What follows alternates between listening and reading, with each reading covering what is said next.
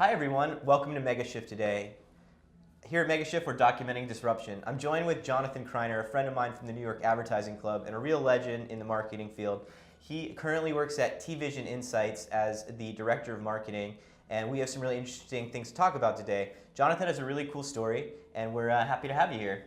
Thanks for having me, Rob. Happy to be here. Definitely. So, Jonathan, why don't you just start a little bit start out by explaining a little bit about your role and TVision Insights and what you do there.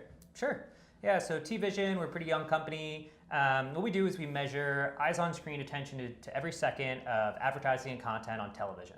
So what we're looking at is that the television industry typically measures on GRP, which is reach times frequency, but what they really don't know is, are people actually in the room when that ad ran? And if they are in the room, are they really looking at the screen? So my job as Director of Marketing is to really get that message out to market, grow the brand awareness of the TVision brand, and really help everyone on the brand side, agencies, TV networks, and kind of all the technology layers in between understand what we do and why we're different as we grow.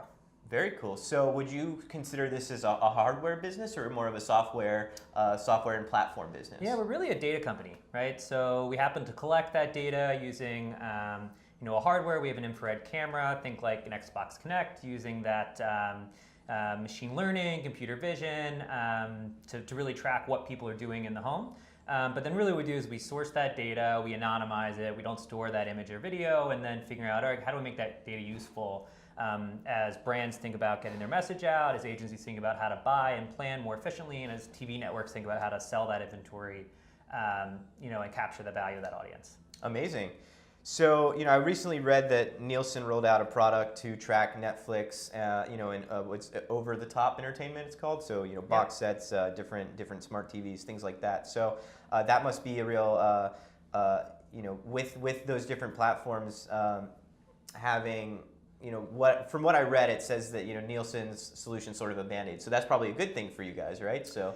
Yeah, so we really think there's two sides to the TV measurement coin. And so the first part is quantity. And that's what Nielsen's measured, that's what they'll continue to measure, and they really talk about how many people did you reach. And so we look at ourselves as the quality layer of that component. So we can tell you, did people actually pay attention, which is kind of similar to if anybody's familiar with viewability in digital. If somebody didn't see the ad, it can't have had an impact. If somebody didn't pay attention, it probably had less impact than if they did watch it for a second, 3 seconds, 15 seconds, and really had eyes on screen and were engaged with that content. So we're able to measure anything on the TV, whether it's through a Roku or Apple TV, over the top, through any of those platforms, or through your set-top box. But we think we pair well with kind of the traditional ratings measurement that you mentioned with Nielsen. Very cool. Not to put you on the spot there, but so there is this sort of notion about audience measurement. Would you say this is a changing field? I mean, I'd love to hear the story of sort of TVision Insights and something about how your team spotted the market opportunity and. Yeah, absolutely. So our founders, Jan and Dan, met while getting their MBAs at MIT. This is just a couple years ago, so we're kind of a young company, growing quickly. And my background's in digital at Integral Ad Science, where we did digital media quality measurement. So that was, if an ad was it served to a real person? Was it served in a brand safe environment? Was it ad on screen for a certain period of time where it had the opportunity to make an impact? When you think about digital, we've been measuring at a viewer level for the eternity, right? There's the cookie based, we know who that person is, we know what they were exposed to, and now there's a lot of kind of identity matching where we're saying, okay, we have this cookie and we have this person from somebody's CRM data, we have that email address, how do we anonymize both and make sure that we can actually tie a real person? And so that's kind of where digital's been going. But in TV, as viewing behavior's fragmented, as you've gone to watch, on your tablet, through Roku, very different from the traditional TV viewing environment of the 50s and 60s and 90s. We've really been measuring at a household level.